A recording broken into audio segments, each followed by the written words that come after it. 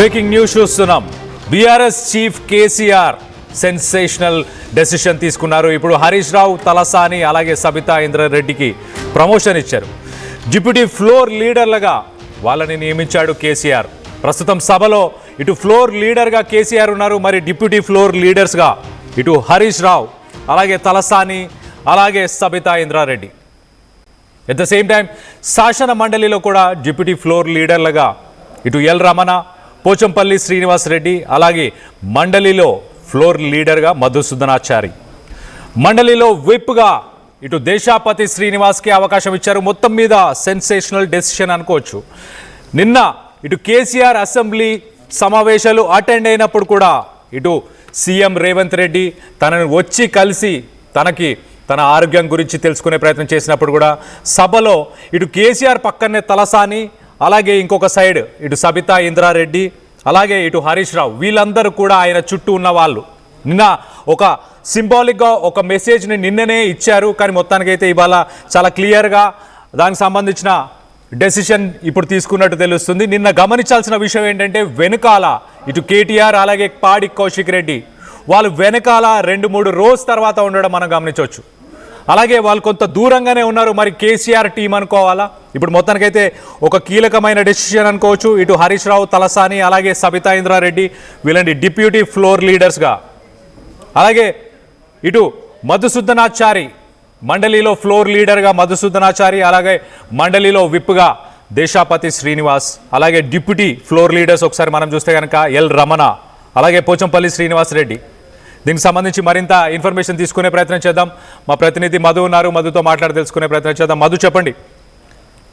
ఒక్కసారిగా నిన్న సింబాలిక్గా ఇటు సభలో చూసినప్పుడు కూడా ఆయన పక్కన ఉన్న వాళ్ళంతా వీళ్ళే, ఇటు తలసాని, సబితా ఇంద్రారెడ్డి, ఇటు హరీష్ రావు వీళ్ళందరూ. సో కేసీఆర్ టీం అని అనుకోవచ్చా? ఇటు కేటీఆర్కి కొంత పక్కన పెట్టే ప్రయత్నం ఏమైనా జరిగిందా, లేకపోతే కేటీఆర్కి సంబంధించిన వ్యక్తులు ఎవరికి ప్రయారిటీ లేదా?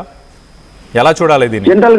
జనరల్ గా కేసీఆర్ పొలిటికల్ స్ట్రాటజీస్ అర్థం చేసుకోవడం చాలా కష్టం అంటూ చర్చ ఉంది జనరల్ గా పొలిటికల్ సర్కిల్లో.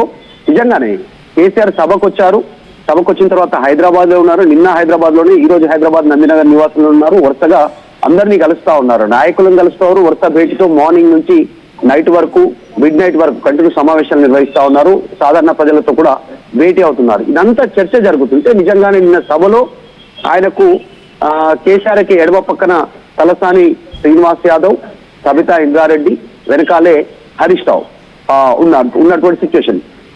నిన్ననే డిసైడ్ అయినటువంటి సిచ్యువేషన్. మొన్ననే ఆల్రెడీ రాత్రి వరకు సుదీర్ఘంగా చర్చించారు నాయకులందరితో కూడా. కానీ ఈ డిసిషన్ తీసుకుంటారు కేసీఆర్ అనేటువంటిది ఎవరు ఎక్స్పెక్ట్ చేయలేదు. కేసీఆర్ స్టెప్ అలా ఉంటుంది. ఇంప్లిమెంట్ చేసి అనౌన్స్మెంట్ చేసేంత వరకు కేసీఆర్ వ్యూహం ఎట్లా ఉంటుంది, ఎందుకు అనౌన్స్మెంట్ చేశారనేటువంటిది ఊహించడం పొలిటికల్ సర్కిల్లో కాస్త కష్టం. ఉద్యమ సమయ పంత ప్రస్తుతం కేసీఆర్ మళ్ళీ అనుసరిస్తున్నట్టుగా చాలా స్పష్టంగా కనిపిస్తా ఉంది. డైరెక్ట్ గా డిప్యూటీ ఫ్లోర్ లీడర్ గా, ప్రస్తుతం ఫ్లోర్ లీడర్ గా బీఆర్ఎస్ పార్టీ నుంచి కేసీఆర్ ఉన్నారు. కేసీఆర్ రావట్లేదు సభకి, ఆయన హాజరవ్వట్లేదు అనేటువంటి విమర్శలు ఎక్కువ అవుతున్నాయి, ముఖ్యంగా కాంగ్రెస్ పార్టీ నుంచి, రేవంత్ రెడ్డి నుంచి. కాబట్టి వాటికి ఫుల్ స్టాప్ పెట్టేలా మాజీ మంత్రి హరీష్ రావుకి, తర్వాత సబితా ఇంద్రారెడ్డి, తలసాని శ్రీనివాస్ యాదవ్ వీళ్ళంతా కూడా స్ట్రాంగ్ లీడర్స్ గా మార్కెట్ లో ప్రస్తుతం ముద్ర ఉన్నటువంటి లీడర్సే. హరీష్ రావు, తర్వాత సబితా ఇంద్రారెడ్డి, తలసాని శ్రీనివాస్ యాదవ్ వీళ్ళంతా వాళ్ళ బెంచ్ మార్క్ గతంలో చూపించినటువంటి వాళ్ళ. దాదాపుగా వీళ్ళ పేర్లు రాష్ట్రమంతా అందరికీ సుపరిచితమే, అందరికీ తెలిసినటువంటి పేర్లు. వాళ్ళను ముందు పెట్టే ప్రయత్నం చేశారు. ఆల్రెడీ బీఆర్ఎస్ పార్టీకి వర్కింగ్ ప్రెసిడెంట్ గా కేటీఆర్ కొనసాగుతున్నారు. పార్టీ కార్యక్రమాలన్నీ కూడా A to Z only KTR ఆధ్వర్యంలోనే జరుగుతున్నాయి, కేటీఆర్ కనుసన్నల్లోనే జరుగుతున్నాయి పార్టీకి సంబంధించిన కార్యక్రమాలన్నీ కూడా.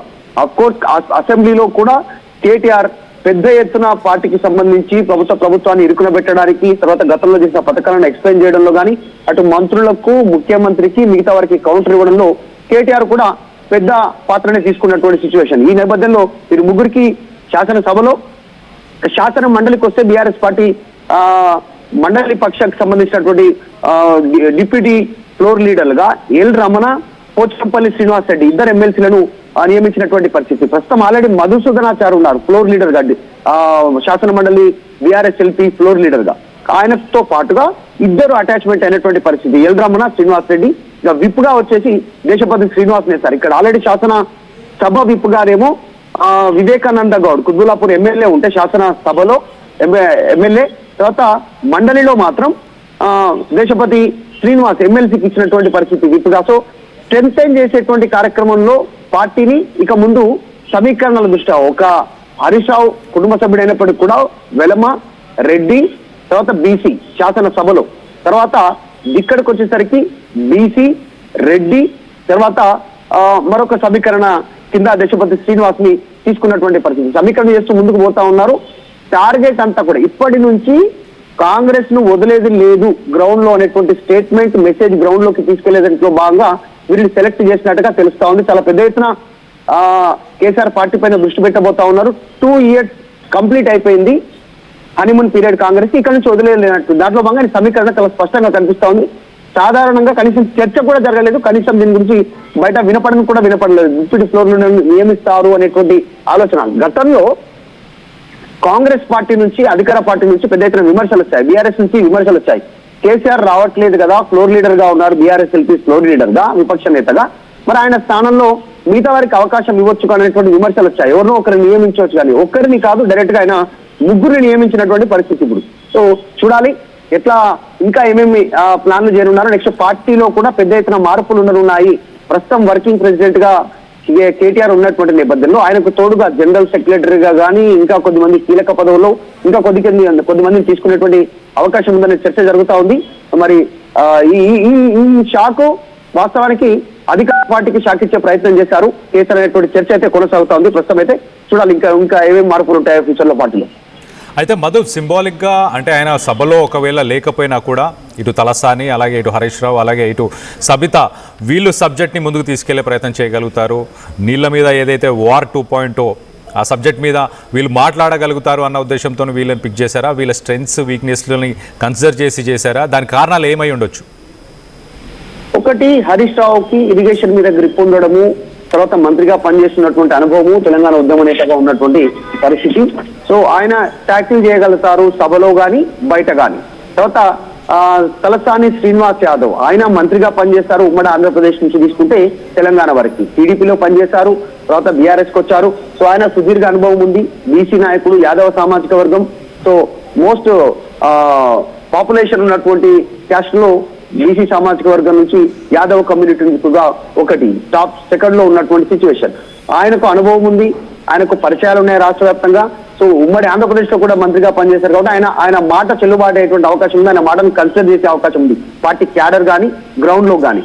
తర్వాత సబితా ఇంద్రారెడ్డి, ఆమె ఉమ్మడి ఆంధ్రప్రదేశ్ లో మంత్రిగా పనిచేస్తారు, ఇక్కడ మంత్రిగా పనిచేసినటువంటి పరిస్థితి. సో ఆమెకు ఒక సపరేట్ లైన్ ఉంది, అందులో భాగంగా మహిళ ఉండడం, బయట నుంచి విమర్శలు లేకుండా మహిళకు అవకాశం ఇవ్వలేదనకుండా ఈ రోజు మహిళకు కూడా డిప్యూటీ ఫ్లోర్ లీడర్ బీఆర్ఎస్ ఎల్పీకి సంబంధించి అవకాశం ఇవ్వడం అనేటువంటిది అదే ఫ్యూచర్ లో చెప్పుకునేటువంటి అవకాశం ఉంటుంది. అది ఖచ్చితంగా కాంగ్రెస్ పార్టీ తర్వాత బీజేపీ పైన ప్రెజర్ పెంచేటువంటి అవకాశం కూడా ఉంటుంది. మా పార్టీలో మహిళలకు ప్రాధాన్యం ఇస్తున్నామనేటువంటి చెప్పే దాంట్లో భాగంగా ఈ నిర్ణయం తీసుకున్నట్టుగా కనిపిస్తా ఉంది. ఇక మండలి విషయానికి వస్తే కూడా సేమ్ యాజ్ అట్లే ఒక బీసీ, తర్వాత ఒక యంగ్స్టర్ గా పేరున్నటువంటి పోచంపల్లి శ్రీనివాస్ రెడ్డి ఎమ్మెల్సీ, తర్వాత దేశపతి శ్రీనివాస్ విప్ గా ఈ నిర్ణయం తీసుకొని